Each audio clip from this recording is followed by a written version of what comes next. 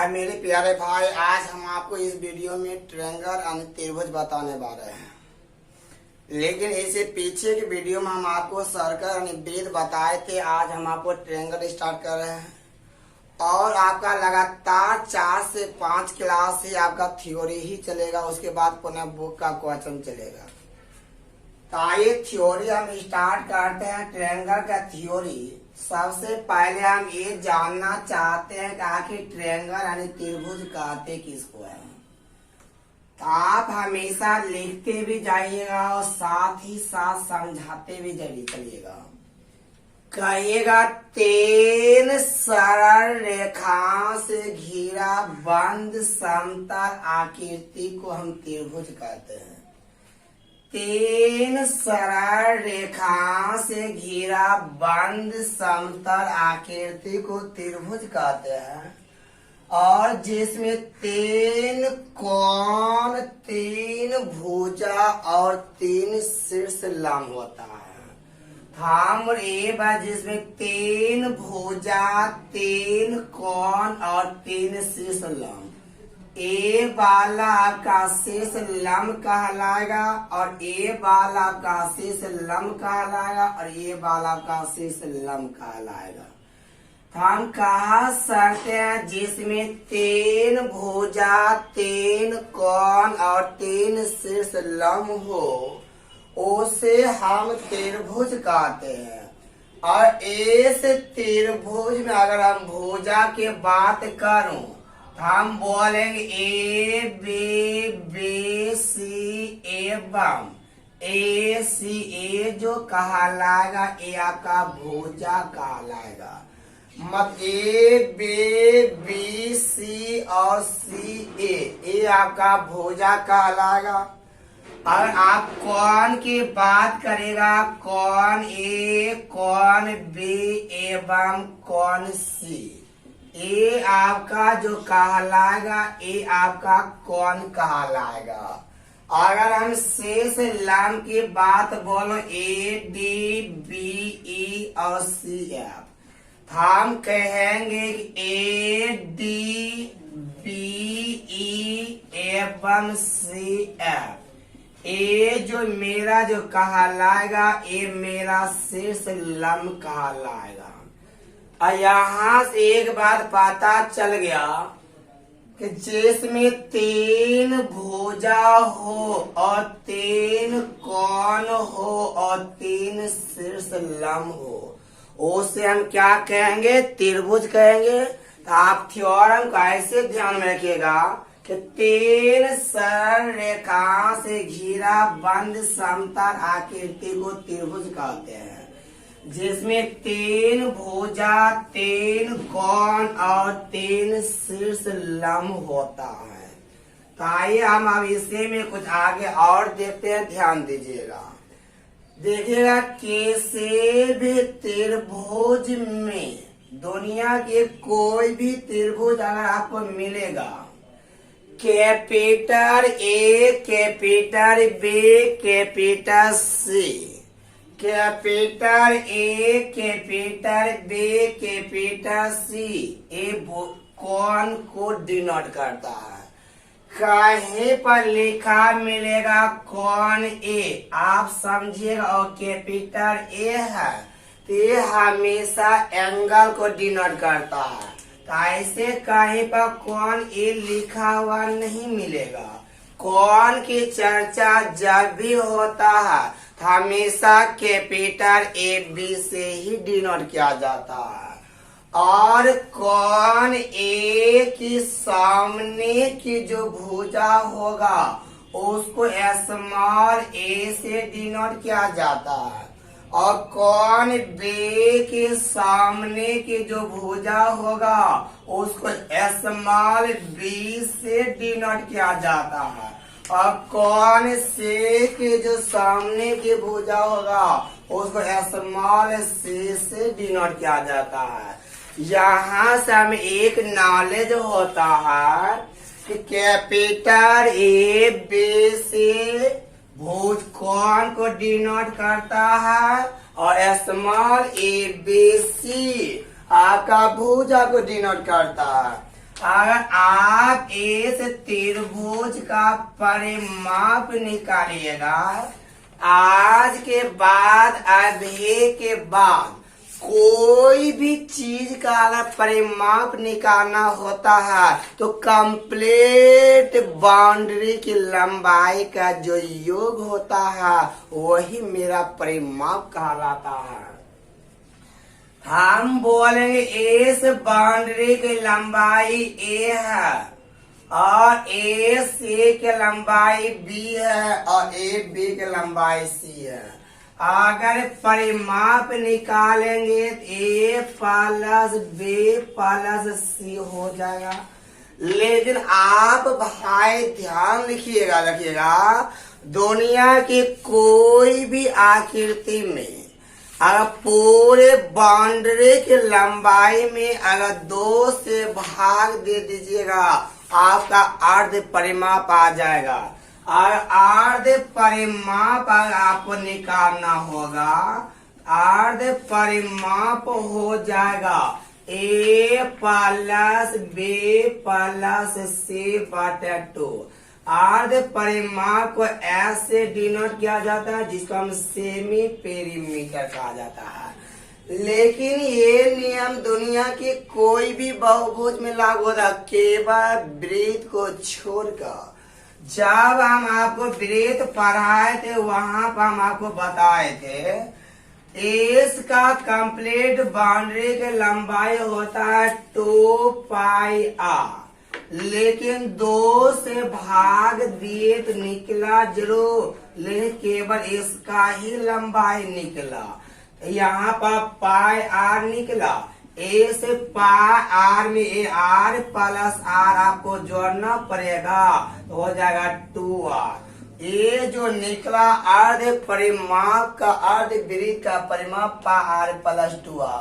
लेकिन जब हम आपको मेंसुरेशन पढ़ाएंगे तो वहाँ पर आर को कॉमन लेकर इसको जब हल करेंगे तो ये हो जाएगा 36r बटे 7। हम आपको वहाँ पर मेंसुरेशन बताएंगे तो अर्ध वृत्त का जो परिमाप होता है वो 36r बटे 7 होता है। लेकिन फिलहाल आपको यहाँ भी ट्रेंगल पढ़ा रहे हैं, ट्रेंगल पर ये बात करते हैं। हम बोलेगा कंप्लीट बाउंड्री की लंबाई की योग निकालेगा तो ये परिमाप कहा जाएगा। और कंप्लीट बाउंड्री की लंबाई में 2 से भागा दे दीजिएगा तो आपका अर्ध परिमाप कहलाएगा। यहाँ से ये बात आपको पता चल गया भाई। आइए आगे देखते हैं। और नोट में लिखना वाला लिख लीजिएगा कि किसी भी त्रिभुज में कैपिटल ए बी से भुज कौन को डिनोट करता है और स्मॉल ए बी से भुजा को डिनोट करता है। ये बात हमको समझ में आ गया। ताई भाई आप देखिएगा अगला थ्योरम क्या कहता है। किसी भी त्रिभुज में अगर हम तीनों अंत कोण के योग की बात करेंगे और किसी भी त्रिभुज में तीनों अंत कोण के योग की बात करेंगे, चाहे वह त्रिभुज हो, चतुर्भुज हो, पंचभुज हो, षष्ठभुज हो, यदि आपको अंत कोण का योग निकालना होगा, अंत कोण का योग निकालना होगा, ये आपका नियम दुनिया के कोई भी बहुभुज में लागू होता है। सभी अंत कोण का योग होता है 2n-4 × 90 डिग्री होता है। सभी अंत कोण का जो योग होता है वो 2n-4 × 90 डिग्री। बट यहाँ पर त्रिभुज है, इस त्रिभुज में 3 भुजा होता है, इसलिए इस n की जगह पर 3 बैठाएंगे। अगर चतुर्भुज रहता तो n की जगह पर 4 और 10 भुज रहता तो n की जगह पर 10 बैठाते। तो यहाँ पर हल करिएगा तो 2 × 3 - 4 गुना कितना हो जाएगा 90 डिग्री। और 3 दूना 6 में 4 जाएगा 2, आ गया 2 गुना 90 बराबर 180 डिग्री। हमें पता चल गया किसी भी त्रिभुज के तीनों अंत कोना का जो योग होता है वो हमेशा 180 डिग्री होता है। तो हो गया कोण ए प्लस कोण बी प्लस कोण सी बराबर 180 डिग्री। लेकिन आप एग्जाम में इसको निकालते मत रहिएगा एक कैसे हुआ, बट हम आपको थोड़ा सा हिंट दे दिए आप कैसे निकालिएगा। अगर मान के चलिए कि षष्ठभुज आ जाता या पंचभुज आ जाता तो आप यहाँ पर इस फार्मूला का यूज करके निकाल लीजिएगा। एन के जगह पर 5 रखिएगा, 5 दूना 10, 10 में 4 6 9 6 के 54, यानी पांचों कोना का योग हो जाएगा 540। बट आप ध्यान रखिएगा किसी भी त्रिभुज में तीनों अंत कोना का योग कितना होता है 180 डिग्री होता है। तो आइए अब हम आगे का थ्योरम देखते हैं। आगे का थ्योरम क्या कहता है ध्यान दीजिएगा। आगे के थ्योरम कहता है ये तो अंत कोना का योग 180 पता चल गया कि किसी भी त्रिभुज में तीनों अंत कोना का जो योग होता है वो 180 डिग्री होता है। ताई अगर हम बाह्य कोना के बात करूं थोड़ा सा ध्यान दीजिएगा। हम बोल ए वाला ए है, ए वाला बी है, ए वाला फिर करता है क्या, ए वाला ए है, बी है, सी है। हम बोल एस भुजक आगे बढ़ाए ए वाला बहिष्कोण बना और एस भुजक आगे बढ़ाए ए वाला बहिष्कोण बना और एस भुजक आगे बढ़ाए ए वाला बहिष्कोण बना। मान लेते ए वाला θ1 होगा, ए वाला θ2 होगा, ए वाला θ3 होगा।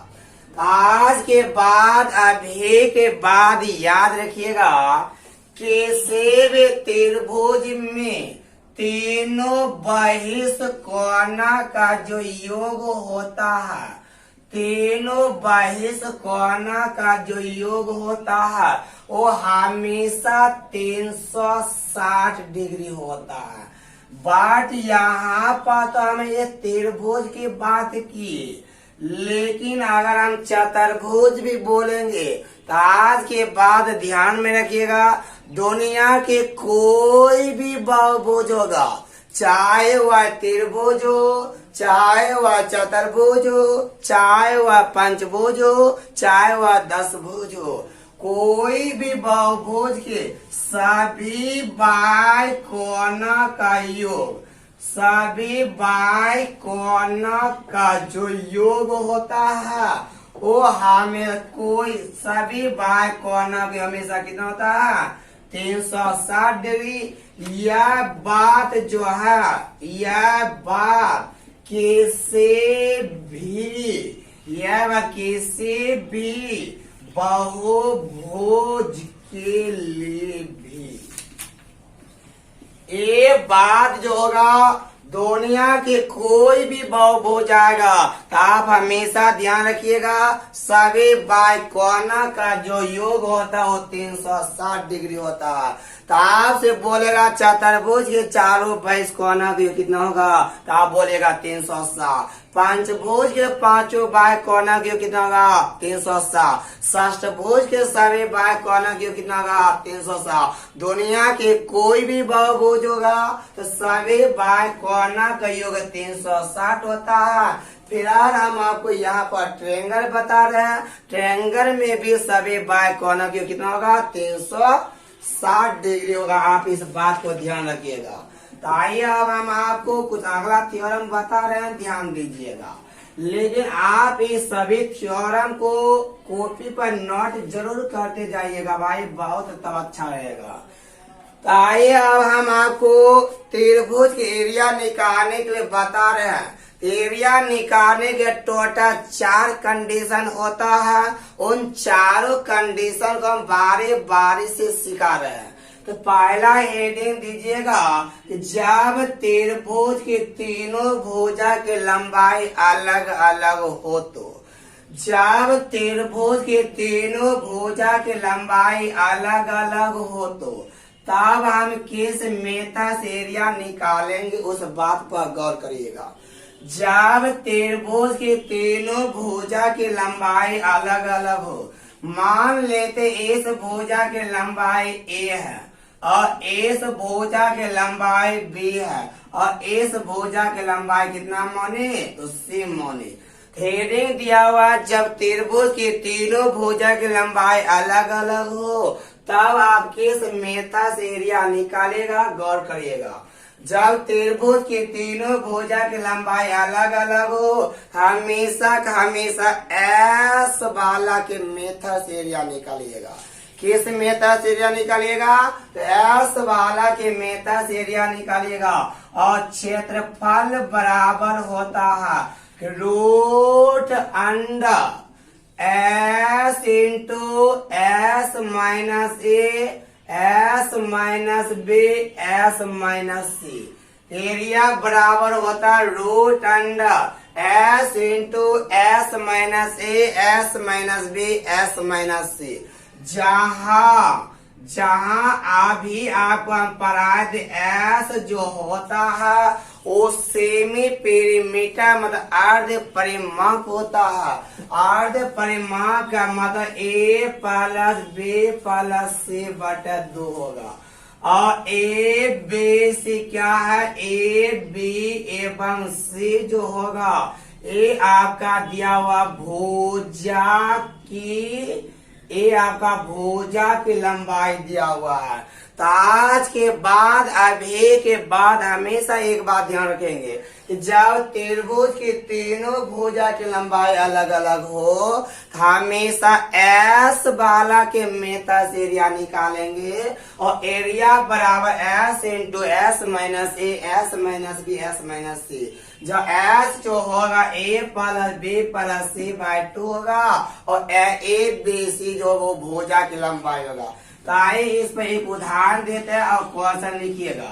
जल्दी क्वेश्चन लिखिएगा। कहा कैसे त्रिभुज की तीनों भुजा की लंबाई, कैसे त्रिभुज की तीनों भुजा की लंबाई 5, 12 एवं 13 cm है।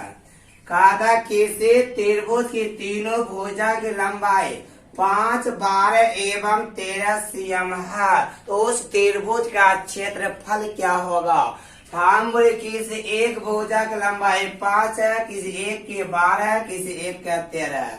कोई भी 5, कोई भी 12, कोई भी 13 लीजिएगा। अभी हम आपको जो मेथड सिखा रहे हैं आप उसी मेथड का यूज करिएगा, लेकिन हम आपको इसी में कुछ और एक और मेथड आपको सिखाएंगे आगे। हम बोले जब त्रिभुज की तीनों भुजा की लंबाई अलग अलग हो हमेशा बोले तो एस वाला के मेथड से एरिया निकाला जाता है। लेकिन एस वाला मेथड से एरिया निकालने से पहले सबसे पहले आपको एस ही निकालना पड़ेगा। एस बराबर बताए थे ए plus B plus C by 2 हो जाएगा 5 प्लस 12 प्लस 13 बट्टा कितना करिएगा 2। 12 5 17 17 प्लस 13 30 30 बट्टा 2। तो आपका एस का जो मान निकाल जाएगा वो 15 निकाल जाएगा। और एरिया बराबर भी तुरंत सिखाया है S into S minus A S into S minus A S minus B और एस माइनस सी। अब यहाँ पर एस का मान कितना पुट करिएगा 15 गुना 15 माइनस ए 15 में से 5 जाएगा 10 हो जाएगा। 15 में से 12 जाएगा 3 हो जाएगा। 15 में से 13 जाएगा 2 हो जाएगा। अब आप इसी को हल करिएगा तो आप ऐसे कर सकते हो भाई। 15 को लिखिएगा 5 गुना 3 और 10 को लिखिएगा 5 गुना 2 और ये 3 गुना 2। आप गौर करिएगा भाई 2 को 5 में से 1 को 5 बाहर निकलेगा दो गो तीन में से एक गो तीन बाहर निकलेगा, दो गो दो में से एक गो दो बाहर निकलेगा, 5 या 15, 15 दूना 30। अब इस त्रिभुज के एरिया कितना आ गया? 30 आ गया। आपका ध्यान रखिएगा, जब त्रिभुज के तीनों भुजा की लंबाई अलग अलग हो हमेशा एस वाला के ही मेथड से एरिया निकालें। आप इस बात को ख्याल रखिएगा। ताइए हम अब आपको अगला थ्योरम बता रहे। अगला थ्योरम क्या कहता है, ध्यान दीजिएगा। अगला हेडिंग दीजिएगा, जब त्रिभुज के दो भुजा और उनके बीच का कोण मालूम हो। जब त्रिभुज की दो भुजा और उनके बीच का कोण मालूम हो तो उस त्रिभुज का क्षेत्रफल ज्ञात करना। हम बोले जब त्रिभुज की दो भुजा और उन दोनों भुजाओं के बीच का कोण मालूम होगा। हम बोले ए वाला ए है, ए वाला बी है, ए वाला सी है। और आप एक बार गौर करिएगा, मान लीजिए ए वाला कोण थीटा डिग्री है तो आप बोले ए वाला जो कोण थीटा लिखे हो तो ए वाला कोण ए बी बी सी का बीच का है तो बी सी और ए सी के बीच का है। हम बोलेंगे ए वाला जो कोण जो बना है ए बी और ए सी के बीच का कोण है। हम आपको बताए जब किसी भी त्रिभुज में दो भुजा और उन दोनों भुजा के बीच का कोण मालूम हो। मान इस भुजा की लंबाई ए है और इस भुजा की लंबाई माने बी है। इन दोनों भुजाओं के जो बीच का कोण होगा यही आपका कहलाएगा। तो आप हमेशा ध्यान रखिएगा, जब किसी भी त्रिभुज में दो भुजा उनके बीच का कोण मालूम हो एरिया जो होता है मतलब क्षेत्रफल होता है हाफ इंटू ए गुना बी गुना साइन थीटा होता है। जब किसी भी त्रिभुज के दो भुजा और उन दोनों भुजाओं के बीच का कोण मालूम हो तो एरिया क्या हो जाएगा? Half A B sine theta. तो आप इस थ्योरम को समझे हो भाई। आई इससे पर कुछ क्वेश्चन करते, क्वेश्चन आप नोट बना के लिखिएगा। देखिए किसी त्रिभुज के दो आसन भुजा की लंबाई 10 एवं 15 cm है और उनके बीच का कोण 60 डिग्री हो तो उस त्रिभुज का क्षेत्रफल क्या होगा? कहता है क्वेश्चन में किसी त्रिभुज की दो आसन भुजा का मतलब होता है कि बगल की भुजा को आसन भुजा बोला जाता है।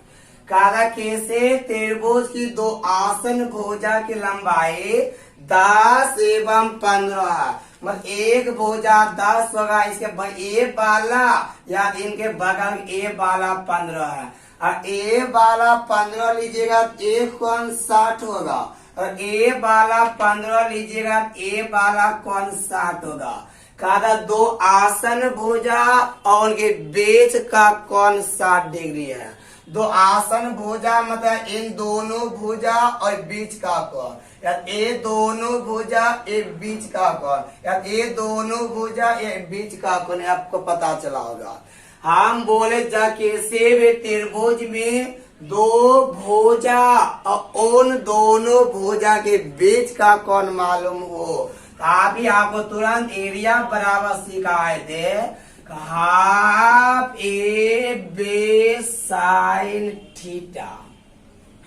यहाँ पर हाफ गुना ए का काम आपका 10 करेगा, बी का काम 15 करेगा।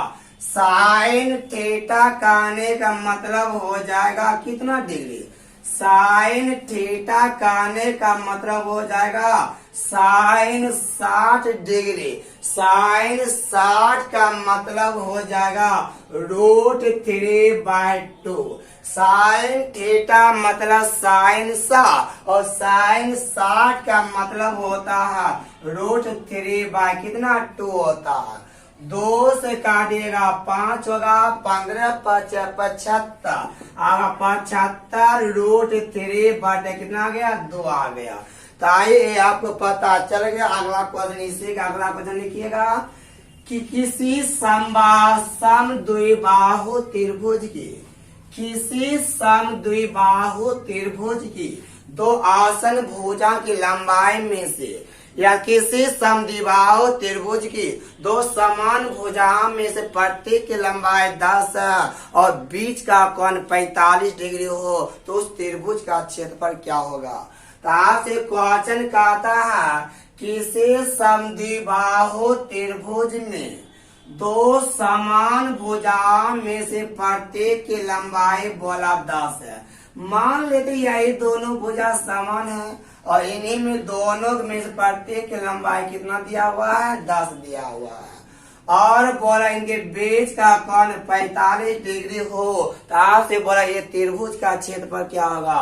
तभी हमको पता चला जब किसी भी त्रिभुज में दो भुजा और उन दोनों भुजा के बीच का कोण मालूम हो एरिया जो होता है भाई तो आपका half A B sine theta होता है। Half A B sine theta हो जाएगा मतलब हो जाएगा 1/2 गुना ए का काम 10 करेगा बी का काम 10 करेगा। साइन थीटा का मतलब हो जाएगा साइन 45। आप यहाँ पर साइन 45 लिखिएगा एक लाइन आपका एक्स्ट्रा में बढ़ जाएगा। आप इसी का यहाँ पर लिख लीजिएगा कि साइन 45 का मतलब होता है 1/√2 क्योंकि साइन 45 का मान जो होता है 1/√2 होता है। ये 2 से काटिएगा 5 होगा ये 2 से काटिएगा 5 गुना 2 5 आया 2 को काटिएगा तो वाला √2 आया तो आपका आ गया 25 रूट कितना आ गया 2 आ गया। ये आपका था जब दो भुजा उनके बीच का कोण मालूम हो आपका पता चला area half A B sine theta. But हम इसका यूज ट्रायंगल में तो बहुत कम करेंगे। जब क्वाड्रेटिनल पढ़ेंगे सम चतुर्भुज और समांतर चतुर्भुज वहां पे इस फार्मूला का यूज काफी मात्रा में ज्यादा में होगा। सात फार्मूला को ध्यान में रखिएगा। अगला हेडिंग दीजिएगा भाई जब किसी भी त्रिभुज के आधार और ऊंचाई मालूम हो तो त्रिभुज का क्षेत्रफल ज्ञात करना। सबसे पहले हम आपको थोड़ा सा इसका बेसिक नॉलेज देते हैं किसको बेस कहिएगा और किसको हाइट कहिएगा। थोड़ा सा ध्यान दीजिएगा तो आपको ये बात ज्यादा समझ में आएगा। देखिए भाई किसी भी वस्तु का बेस और हाइट निर्भर करता है वो किस तरह से है। जैसे बोले कि हम अभी इस जमीन पर खड़ा है तो मेरे लिए जो बेस का काम करेगा वो मेरा ये जमीन करेगा। लेकिन आप कहिएगा ए वाला जो है ए वाला छिपकली ए वाला छिपकली इस दीवार पर खड़ी है मतलब इस छिपकली का जो बेस का काम करेगा तो आपका इस छिपकली का दीवार करेगा। मतलब कहने का मतलब ये हुआ मेरा जो वस्तु जिस चीज पर खड़ा हो जाएगा मतलब वही उनका बेस आधार कहलाएगा। कहने के मेरा मतलब ये हुआ शेष बिंदु से जिस भुजा पर लंब डाल देंगे वही वाला भुजा मेरा क्या कहलाएगा आधार कहलाएगा। अगर हम ए शेष बिंदु से इस भुजा पर लंब डालेंगे ए वाला मेरा भुजा बेस आधार कहलाएगा और ए वाला मेरा हाइट कहलाएगा।